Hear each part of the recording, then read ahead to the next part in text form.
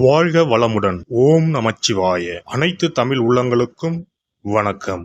நாம் இந்த பதிவில் பிறக்கப் போகும் ஏப்ரல் மாதத்திற்கான சுப மற்றும் அசுப பலன்கள் என்னென்ன என்பதனையும், அசுப பலன்கள் ஏற்படுமாயின் ராசிக்காரர்கள் செய்ய வேண்டிய பரிகாரங்கள் என்னென்ன, வழிபட வேண்டிய தெய்வம் யார் என்பதனை பற்றியும் விரிவாக காண்போம். உங்கள் வாழ்வில் வளமும் நலமும் செல்வ செழிப்பும் பெற்று வாழ்வில் உயரிய நிலையை அடைய எல்லாம் வல்ல இறைவனை வேண்டி விரும்பி கேட்டுக்கொள்கிறேன். நிகழும் ஸ்ரீ மங்களகரமான சோபகிருது ஆண்டு பங்குனி மாதம் 19ஆம் தேதி திங்கட்கிழமை அன்று சப்தமி திதியில் மூலம் நட்சத்திரத்தில் வரியான் நாமயோகத்தில் அமிர்தயுகம் கூடிய நன்னாளில் இந்த மகத்தான ஏப்ரல் மாதம் பிறக்கிறது. இம்மாத கிரக நிலைகளை பார்க்கும்போது மேசத்தில் குரு பகவானும், கன்னி ராசியில் கேது பகவானும், தனுசு ராசியில் சந்திர பகவானும், கும்ப ராசியில் சனி பகவானுடன் செவ்வாய் பகவானும் சஞ்சாரம் செய்கின்றனர். மீனராசியில் சூரிய பகவான், ராகு பகவான், சுக்கிர பகவான், புதன் பகவான் இணைந்துள்ளனர். இம்மாத கிரக பெயர்ச்சி என எடுத்துக்கொண்டால் ஏப்ரல் 13ஆம் தேதி சூரிய பகவான் மேசராசிக்கும், ஏப்ரல் மாதம் 23ஆம் தேதி செவ்வாய் பகவான் கும்பராசியில் இருந்து மீனராசிக்கும் இடப்பெயர்ச்சி அடைகின்றனர். அதேபோல் இந்த ஏப்ரல் மாதம் 24ஆம் தேதி சுக்கிர பகவான் மீனராசியில் இருந்து மேசராசிக்கு இடப்பெயர்ச்சி அடைகிறார். மேசராசி அன்பர்களே, பொறுமையுடன் இருக்க வேண்டிய மாதம். அரசாங்க காரியங்கள் இழுபறியாகி முடியும். தந்தையுடன் கருத்து வேறுபாடு ஏற்படக்கூடும் என்பதால் பொறுமையை கடைபிடிக்கவும். மாத முற்பகுதியில் சகோதரர்களால் சில சங்கடங்களும் ஏற்படக்கூடும். வாழ்க்கை துணை வழியில் சில சங்கடங்கள் ஏற்படக்கூடும். கணவன் மனைவிக்கு இடையே சிறு சிறு கருத்து வேறுபாடுகள் ஏற்படக்கூடும். ஒருவரை ஒருவர் அனுசரித்து செல்வது நல்லது. பிள்ளைகள் மூலம் மகிழ்ச்சி தரும் செய்திகள் கிடைக்கும். சிலருக்கு வெளி மாநிலங்களில் உள்ள கோயில்களை தரிசிக்கும் வாய்ப்பு உண்டாகும். திடீர் செலவுகளால் கையிருப்பு கரையும். சிலர் கடன் வாங்கவும் நேரிடும். மாத முற்பகுதியில் சகோதரர்களுடன் கருத்து வேறுபாடு ஏற்படக்கூடும். மாத பிற்பகுதியில் குடும்பத்தில் மகிழ்ச்சி உண்டாகும். நண்பர்களால் காரியங்களில் அனுகூலம் உண்டாகும். உடல் ஆரோக்கியத்தில் கவனம் தேவை. குடும்பம் தொடர்பான முக்கிய முடிவுகள் எதையும் எடுக்க வேண்டாம். வாகனத்தில் செல்லும் போது கவனமாக இருக்கவும். இரவு நேர பயணங்களை தவிர்த்துவிடவும். பூர்வீக சொத்து பிரச்சனையை சற்று பொறுமையுடன் கையாள வேண்டியது அவசியம். சிலருக்கு ஷேர் மூலம் பணம் வரும் வாய்ப்பு உள்ளது. உத்தியோகத்தில் வேலை சுமை அதிகரிக்கும் என்றாலும் சக ஊழியர்களின் ஒத்துழைப்பால் மிக சிறப்பாக செய்து அதிகாரிகளின் பாராட்டுகளை பெறுவீர்கள். சிலருக்கு தடைப்பட்ட பதவி உயர்வு, ஊதிய உயர்வு போன்ற பலன்கள் கிடைக்கும். தொழில் வியாபாரம் சிறப்பாக நடைபெறும். எதிர்பார்த்ததை விடவும் பணவரவு கூடுதலாக கிடைக்கும். ஆனால் அரசாங்க வகையில் எதிர்பார்க்கும் லைசன்ஸ் போன்ற விஷயங்கள் கிடைப்பதில் தடை தாமதங்கள் உண்டாகும்.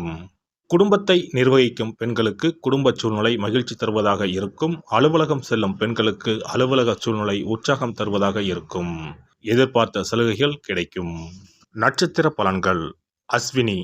இந்த மாதம் உத்தியோகத்தில் இருப்பவர்களுக்கு வீண் அலைச்சலும் டென்ஷனும் ஏற்பட்டு நீங்கும். வீண் வாக்குவாதங்களை தவிர்ப்பது நல்லது. கணவன் மனைவிக்கிடையே தேவையில்லாத ஒரு விஷயத்தால் கருத்து வேற்றுமை உண்டாகலாம். எனவே கவனமாக இருப்பது நல்லது.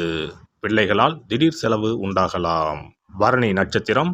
இந்த மாதம் யாரையும் எதிர்த்து கொள்ளாமல் அனுசரித்து செல்வது நன்மை தரும். வீண் மனக்கவலை, காரிய தாமதம் உண்டாகலாம். கவனம் தேவை. பணவரத்து அதிகரிக்கும். வாக்கு வன்மை ஏற்படும். உங்கள் பேச்சுக்கு மற்றவர்கள் செவி சாய்ப்பார்கள். புதிய நண்பர்கள் கிடைப்பார்கள். தொலைதூரத்தில் இருந்து நல்ல தகவல்கள் வந்து சேரும். கார்த்திகை 1ஆம் பாதம். இந்த மாதம் தொழில் வியாபாரத்தில் முன்னேற்றம் காணப்படும். லாபம் கூடும். பழைய பாக்கிகள் வசூலாகும். வியாபாரம் தொழில் தொடர்பான கடிதப்போக்கு சாதகமான பலன் தரும். புதிய ஆர்டர்கள் கிடைக்கப் பெறுவீர்கள். பணியாளர்கள் மூலம் நன்மை உண்டாகும்.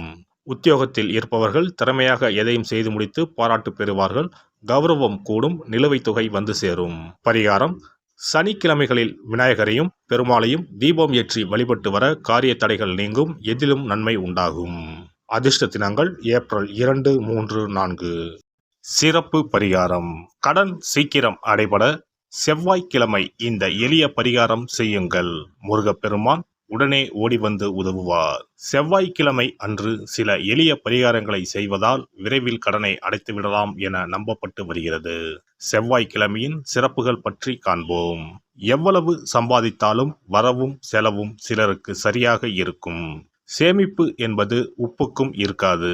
ஆனால் சிலருக்கு வரவை மீறியும் அதிக செலவுகள் ஏற்பட்டு கடன் போன்ற பிரச்சனைகள் வந்துவிடும்.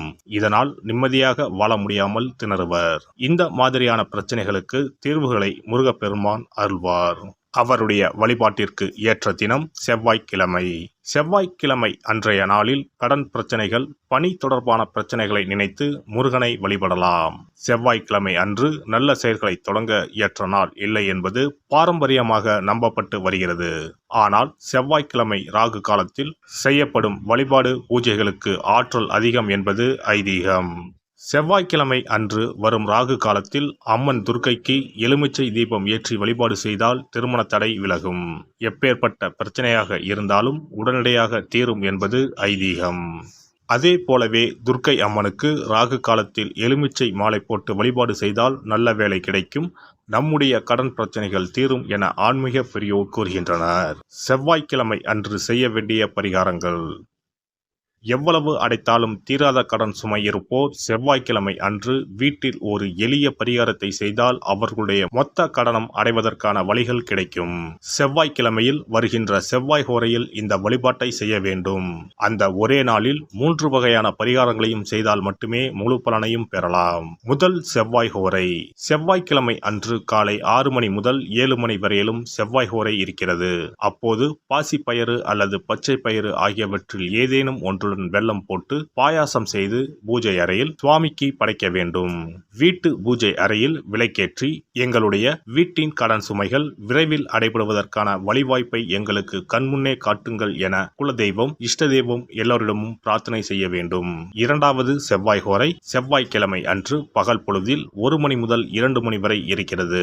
அப்போது பச்சரிசியை சுத்தம் செய்து அதனுடன் பச்சை பயிறு, வெல்லம் ஆகியவற்றை கலந்து வீட்டு பூஜை அறையில் வீட்டிற்கும் சுவாமி படத்தின் முன்பு வைக்க வேண்டும். பின்னர் நாங்கள் கோமாதாவிற்கு செய்யும் இந்த தானத்தை ஏற்று எங்களுடைய கடன் சுமை குறைந்து நிம்மதியான வாழ்க்கை கிடைக்க 30 முக்கோடி தேவர்களும் அருள் புரிய வேண்டிக் கொள்கிறோம் என மனதினுள் பிரார்த்தனை செய்ய வேண்டும். உங்களுடைய வீட்டில் யாரின் பெயரில் அதிகமான கடனை வாங்கி இருக்கிறீர்களோ அவர்களின் கையால் பாசிப்பயறு வெல்லம் கலந்த பச்சரிசியை கோமாதாவிற்கு தானமாக கொடுங்கள். பசுமாட்டிற்கு இந்த தானத்தை செய்த பிறகுதான் அன்றைய தினம் பகலில் உணவு சாப்பிட வேண்டும். ஒருவேளை நீங்கள் பணிக்கு செல்பவராக இருந்தால் காலையில் இதையெல்லாம் தயார் செய்து கையில் எடுத்துக்கொண்டு சென்று விடுங்கள். உங்கள் மனதிற்குள் எல்லாவற்றையும் பிரார்த்தனை செய்துவிட்டு பணியிடத்திற்கு அருகில் உள்ள பசுமாட்டிற்கு வழங்கலாம். மூன்றாவது செவ்வாய் ஹோரை. 3ஆம் செவ்வாய் ஹோரை செவ்வாய்க்கிழமை அன்று மாலை 6 மணிக்கு மேல் வரும். அப்போது உங்கள் வீட்டு பூஜை அறையில் ஒரு நெய் தீபத்தை ஏற்றுங்கள். நீங்கள் வழக்கமாக ஏற்றும் தீபத்தினை தவிரவும் மற்றொரு அகல் விளக்கில் நெய் தீபம் கட்டாயம் ஏற்ற வேண்டும். இது முருகனுக்காக ஏற்றும் தீபமாகும். இந்த தீபத்திற்கு முன்பாக நின்று கடன் அடைபடும் வழியை காட்டு அப்பனே முருகா, கடனே இல்லாமல் வாழும் வாழ்வை தந்தருள் இறைவா என முருகப்பெருமானிடம் மனமுருகி வேண்டிக் கொள்ளுங்கள். இந்த பரிகாரங்களை நம்பிக்கையுடன் செய்தால் மட்டுமே நிச்சயம் உங்களுடைய கடன் விரைவில் அடைபடும். எல்லாம் வல்ல இறையருளால் நீங்களும் உங்கள் அன்பு குடும்பமும் உடல் நலம், நீலாயுள், நிறை செல்வம், உயர் புகழ், மெய்ஞானம் ஓங்கி வாழ்க வளமுடன். இந்த வீடியோ பதிவு உங்களுக்கு பிடித்திருந்தால் லைக் பண்ணுங்க, கமெண்ட் பண்ணுங்க, ஷேர் பண்ணுங்க, மறக்காம சப்ஸ்கிரைப் பண்ணுங்க, பக்கத்துல இருக்கிற பெல் பட்டனை கிளிக் பண்ணுங்க. நன்றி, வணக்கம். ஓம் நமச்சிவாய. சிவாய நம.